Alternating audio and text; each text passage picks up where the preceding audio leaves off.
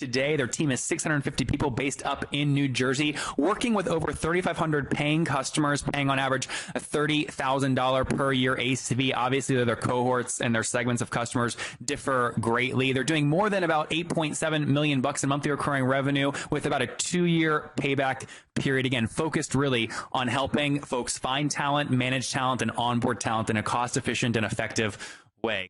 This is episode 724. Coming up tomorrow morning, we learn from Charlie Goddett and how his $3.5 million real estate empire exited and why he jumped into group coaching. But first, here's today's episode. This is The Top, where I interview entrepreneurs who are number one or number two in their industry in terms of revenue or customer base. You'll learn how much revenue they're making, what their marketing funnel looks like, and how many customers they have. I'm now at $20,000 per top. 5 and 6 million. He is hell-bent on global domination. We just broke our 100,000 unit sold mark. And I'm your host, Nathan Latka. Hello, everyone. My guest today is Colin Day. He's the chairman and CEO of a company called iCIMS, which he founded in 2000 with a vision to deliver applicant tracking software, emphasizing ease of use and an unparalleled customer service. iCIMS is the largest standalone provider of talent acquisition software in the industry and stands among Forbes' top 100 fastest growing private cloud companies in the country. Colin, are you ready to take us to the top? I'm ready. Happy to be with you. I'm excited you're here. So the largest standalone provider is a big word. You're a measurement guy. How do you measure that? How do you know you're winning? We do it by customer base. I mean, you can take a look at revenue. You can take a look at growth rates. For us, it's customer base. So we get pretty good real-time data about who uses what in our industry. So yes, we're the largest standalone provider. We're actually number 2 to Oracle, who bought a company called Taleo. But we're feeling really good about our odds of hopefully surpassing them as well. And where are you today in terms of customers on the platform or using the platform? So we're a little north of about 3,500 companies. Okay. And tell us what that means for folks not familiar with the product. What are they using you for? You bet. So we sell something called a talent acquisition suite. TA is honestly just a really fancy word for recruiting. So we are enterprise software that you put in place to manage your recruiting operations. It usually starts with we sort of have a bedrock product that you put in first, and that's our applicant tracking system called Recruit. And then if you're looking to get a little bit more progressive and not just do what a lot of recruiters do, which is a sort of post and pray methodology, you can put in marketing automation to build up sort of passive candidate talent pools. You can put in onboarding components to complete the transaction. And should we think of your business model? I mean, is this a SaaS model, or is this you're taking a percentage of first-year salary of placed folks? How do you make money? It is purely a SaaS model. Oh, wow. So we actually we started in '99. We didn't even know what SaaS was. It wasn't even called You SaaS. invented back SaaS. then. Come on, Colin, just take credit for it. I will not take credit for that. No, I think probably Benioff gets way more credit than I should get for that. But no, we started pure SaaS, kind of one platform, one code, one version, and we've stuck to that, all the way through. And so again, give us a sense. You said you had many, many products. The product that most of them start with, is it the applicant tracking software? It really is. That's the bedrock of recruiting. That helps you manage all your position openings, that sends it through approvals, gets it posted, brings in the point of application, schedules the interviews, and also handles a lot of the compliance around recruiting, tracking EEO data, et cetera. What's EEO mean? It's equal employment opportunity data, so race, gender, veteran status, et cetera. And what is I imagine you have a multitude of different price points for that, but on average, what does somebody pay to start using you through that software? It really varies. So we actually support customers of just about every size. We tend to see recruiting become really, really important probably after you hit 100 employees. We have seen some below 100 employees, but I think after 100 employees, you start getting to scale. Depending on your growth rates, you're really thinking about the next level. Mm-hmm. So we have price buckets that make sense for the smaller end of the market versus the mid-market versus the very high end of the market. So it can start as low as, call it $500 a month, and it can go up to 6 figures a month. Got it. And then talk to me about, I want to learn more about the founding story now that we have a little bit of the context of what the business does. So you said you founded this in, you said 99?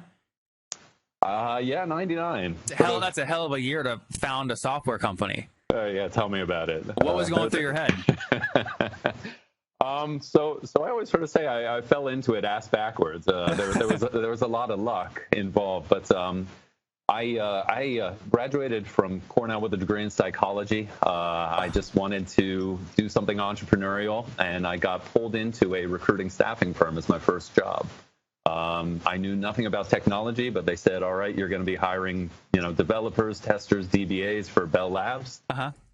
So my first clients were here in New Jersey, which is where we are headquartered. Worked as a recruiter. I was always antsy to try to figure out, how do I parlay this into starting a business? And the reality is, and I think this is the case for many entrepreneurs, it was just staring me in the face. I was logging into this proprietary system that the company I was with had built. They were called Comrise, and their system was called Comrise's Information Management System. So they called it SIMS. One day just woke up and I said, what have I been doing? It's staring me in the face every single day. So I think I was 23 at the time, and I went to their CEO and I said, this is going to sound crazy, but what if we buy the rights to your software? We spin it out. We start our own company. And he was totally on board. And that's what we did. We threw a little red eye and a .com. And then, as I'm sure you can imagine, about 3 years later, we couldn't drop the .com portion of it fast enough. So. What was 99 the year you started at the company, or the year when you were 23 when you negotiated to buy the company out? Yeah. So I started as a recruiter in 97. I was 21 when I graduated. So I worked as a recruiter for a couple of years before I started iCIMS at 23. So I didn't have a lot of knowledge to go on. I think that was probably a good thing. I think if I'd probably had more experience, I would have talked myself out of trying to do it, because it's just such a competitive market. It always has been. How did you, so Colin, first off, amazing story. I imagine there's a lot of other 23-year-olds listening right now that are frustrated with the company they work in, but they see something inside the company that they would love to spin out, but they're going, I've only had a salary of $80K for 2 years. I'm still paying off college debt. I have no savings. How on earth am I going to negotiate this piece of technology to spin out? How would you do it? I look back and I wonder, I had someone who trusted in me. I would have said believed in me, but I didn't have a lot of history with him to believe in. But the individual that ran Comrise Technology, I could only imagine the CEO of Comrise, the technical staffing firm I was with. I can only imagine what must have been going through his mind when this sort of brash 23-year-old walked in the room and said, hey, I've got an idea for a business. Is that what you did? You just walked in the office and said, either fire me or let me buy this part of the company? I don't think it was probably saying either fire me. I don't think I was ready for that moment, but definitely said, hey, listen, I think we've got something here. My gosh, he was so supportive. Well, how did you value it, though? Like, talk to me about the economics of that deal. Like, did you pay him an amount of money for it? Did he just give it to you and keep a chunk for himself? I mean... Oh, there's a crazy story behind that portion of it. But, all I knew, I didn't even know how to, hey, make me a CEO, give me a CEO salary. I didn't negotiate for equity early on. It really was very much just, I see an opportunity. I want to run for it. I will need to buy the software. So we did that at a very, we created a very low value of the software to do that transaction. Did you use your own money, or did you figure out how to raise money from other investors? We literally did it all through a loan. So I not only said, hey, I need to get the technology out, but I need you to give me all the money to buy the technology from you. Oh, he loaned you the capital. You didn't have to sign a personal guarantee with the bank?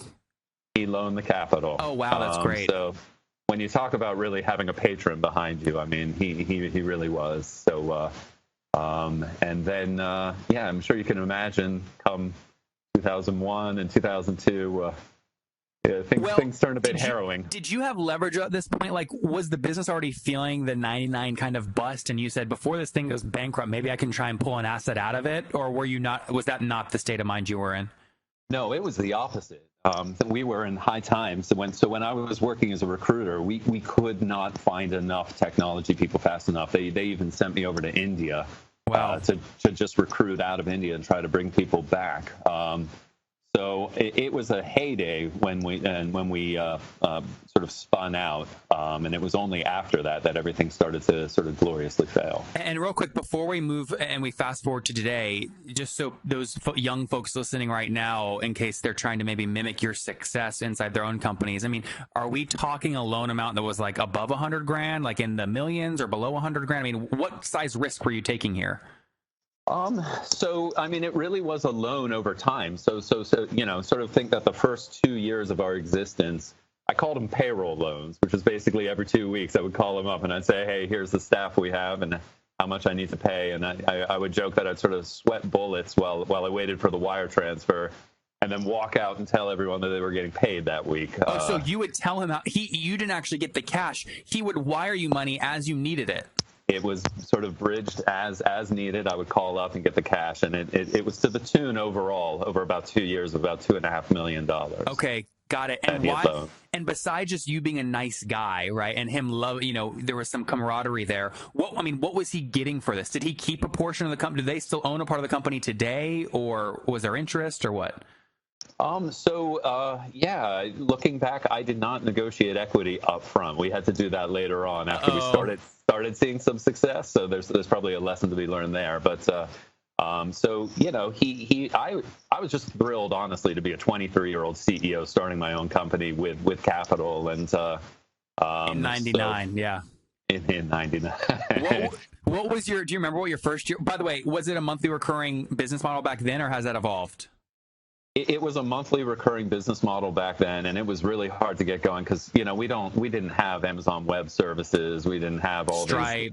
Oh gosh, amazing resources that make it a lot more capital efficient to start. A lot of it was building out a data center, sort of all the things we knew we needed to do before we even got a customer. What was that first year revenue? Do you remember? It was pathetic. Tell me how pathetic. How pathetic was it? This will help other people get excited about doing their own thing. I think we were thrilled to have probably about 80,000 or something. I mean, it's absolutely tiny. It's a great start. Yeah. All right. So fast forward to today. What's the team size there in New Jersey? Sure. So we are about 650 people, and 90% of them are in our headquarters in New Jersey. With the irony being that we are actually moving in November to the old Bell Labs headquarters, which is where I originally started recruiting for. So there's a sort of come full circle story there. That is pretty funny. So about 650 folks based there in New Jersey. And besides that first about $2 million loan, have you raised capital or have you bootstrapped since then? So something we're really proud of, and it took me a while to learn about raising capital and what kind of capital and primary versus secondary, et cetera. We honestly like to say that we've gotten to where we have with no one's money really going into the business. So that original loan was paid back in full with interest. Mm-hmm. And then we have since brought in a growth equity partner called Susquehanna. But all of that was secondary, was liquidity. We actually we're growing really well, and we were able to say to them, guys, we don't need the cash. We're pretty profitable, but if you were to help with a liquidity event, we'll ratchet up the risk and put more of the bottom line into the growth of the firm. Colin, I'm not following that. What do you mean? Do they actually put capital in for a percentage of equity? Help me understand that again. You bet. So yes, they took a percentage of equity, but all the capital went out. It went to liquidity. It went to the original owner and myself. Got it. So it didn't actually go into the business. It wasn't operational cash. It wasn't operational, yeah. No. So we still like to make the claim that, yes, despite the fact that we do have a growth equity partner, we feel like we've done everything using our own operating model. So that all the money they put in it was pure liquidity. None of it went in operations.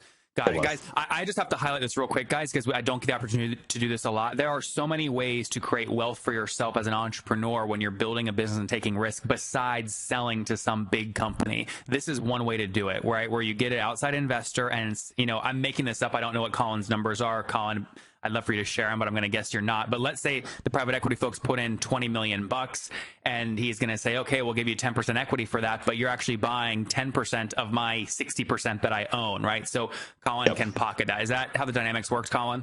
you got the dynamics right. And we Okay. actually did two bites of the apple. So Susquehanna, our partner, has come in 6 years ago with one investment, and they followed it up last year with another. And how do you, so like one of my things in life is like you can't expect someone to work hard for you after you make them rich. It's kind of why like earnouts rarely work and like some of these things rarely work. It seems to be working for you. You seem excited about being there. You've already made capital from this. Like, how do you in your brain keep excited about going forward after you already have had a payday? Yeah, sure. I don't know what it is. I've got this like innate desire to win. And so I always try to create I never want to see a scenario where we say we've won. I always want to create a scenario where winning is, 3 to 5 years further out. So I think we looked squarely at the marketplace and we said, what's going on in our market is that recruiting, unfortunately, in many cases is getting sort of thrown into an ERP suite as a sort of afterthought of, hey, we'll give you everything. And by the way, if you want recruiting, our premise is that is too important to screw up, to put through an ERP. I mean, that is your front of the funnel. You can't hire people. You hire bad people. You're screwing with your business. Mm-hmm. I think our mandate is to convince the world to be contrarian, not go get an add-on from your HRIS payroll or ERP, but go get best in breed. So while we're the sort of number one best in breed vendor, we still have some enormous competitors in the ERPs that we would love to dethrone. If Larry comes to you and writes you a $200 million check today to sell the business, do you sell? Only if I get his yacht as well. You are competitive. I like it. All right. I'm kidding. Honestly, that would be a long, hard thing. We want to leave the company in a position where we say whatever it is, it will be the definition of kind of winning the industry. Yeah. I mean, the question I'd have for a guy like you, how old are you?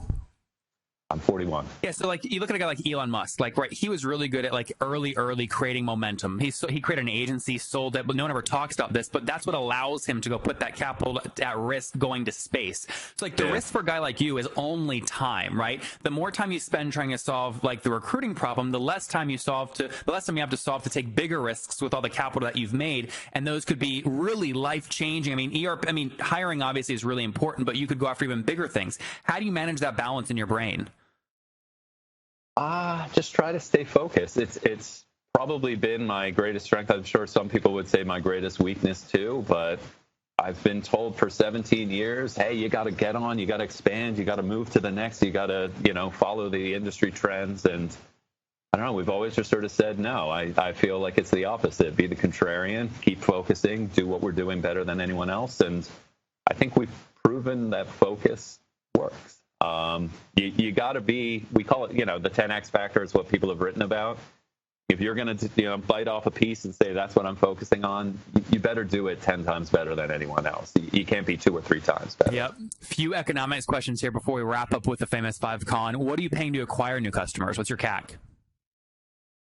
Oh, gosh. It really will depend on the segment that we go after. So we're taking different approaches. On average, what would you say? We have taking the return, the CAC plus the CLTV, we typically break even on a deal in year 2. Okay, in year 2. So you have about a 12-month payback period. And what's the average annual contract size? When you average it all out, I would say that right now it's probably about $30,000 a year. Okay, so you're spending, call it 60, right, on the folks, 60 grand to get them. You get paid back in those first 2 years. That creates a pretty significant cash gap because the acquisition cost goes out, I imagine, all up front. How do you manage that gap? I think, we've just had to do it the old-fashioned way because we're not raising gobs of money that we can sort of spend through. We literally just have to model it out to say a certain amount of cash is going to have to go out each year via marketing. So that is just modeled in to the business. So you always have a buffer that is larger basically than a 2-year buffer. That would be what we're going for. Yeah. Awesome. And then you said the average contract value is about 30 grand. So again, if I do divide that to 12, get it monthly, it's about $2,500. Can I take 2,500 times your number of customers to kind of back into MRR, or is there any reason that math would be wrong? if you are good enough to do that multiplication real time, it'd be about $8.7 million monthly, 3,500 times $2,500 per month. So we're north of that. North of that. All right, good stuff. Okay, Top Tribe, I have to tell you, many people go, Nathan, you came out of nowhere. Your website's growing so fast. How'd you do it? The answer is simple. So I use HostGator. I don't know if you guys know that, but I use HostGator. And the reason I do, they have like about 4,500 free templates I can use because I don't code.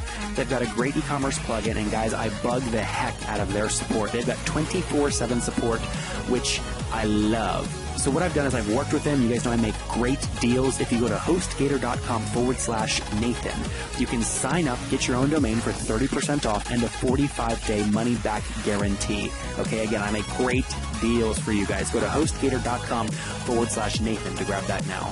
Let's wrap up here, Colin, with the famous 5. Number 1, what's your favorite business book?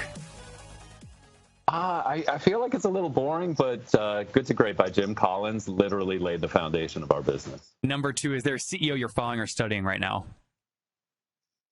I gotta say between two, I'm enthralled by Satya at Microsoft and the turnaround that he's putting together. But I gotta say, if you're in SaaS, you gotta look at Benioff as the example of how do you keep that growth going. Do they have a recruiting platform built into their system yet? They don't. They've really stayed focused on kind of the front operations of marketing, selling, servicing. So I don't know if they've done a deal with Workday to say, you stay out of my world, we'll stay out of your world, but we haven't seen them in recruiting. Number 3, is there a favorite online tool you have, like Acuity Scheduling? I'm going to give you the most boring answer in the world, but I just live in 365 from Microsoft, honestly, from task management, calendaring, email rules. You're really positioning yourself for a Microsoft exit here. You got your favorite CEO, your favorite tool. All right, last for you, Colin. How many hours of sleep do you get every night? Hours of sleep. It is getting a lot better. I have a 5-year-old daughter, a 7-year-old son, and so I'm finding that, I'm getting up to about 8 hours, which I'm pretty proud of. It did not used to be that way. That's pretty good. So just to confirm, your situation, married, 2 kids, 41 years old, is that right? That's right. All right, so last question. Take us back 21 years. What do you wish your 20-year-old self knew? I just think it's trust your gut and trust your instinct. I feel like I've had 17 years of having people tell me what they think is happening in the industry, what they think the competition is doing. Don't listen too hard to the outside forces. Trust the gut. There you guys have it from Colin, who he had the foresight back in 99 when he was 23 to go to his CEO and say, hey, man, I want to spin this little hiring system we have out into its own company called iCIMS. That was in 99. Fast forward, and he did that on a $2 million loan that was funded by that CEO. Fast forward to today, their team is 650 people based up in New Jersey, working with over 3,500 paying customers, paying on average a $30,000 per year ACV. Obviously, their cohorts and their segments of customers differ greatly. They're doing more than about $8.7 million in monthly recurring revenue with about a 2-year payback period. Again, focused really on helping folks find talent, manage talent, and onboard talent in a cost-efficient and effective way. Colin, thank you for taking us to the top. It's been a pleasure. Thank you. If you enjoyed today's episode of Colin, go back and listen to a CEO who sold his company to Richard Branson from yesterday. The trouble? Well, oil prices quadrupled and tanked the partnership. How'd Richard Branson react?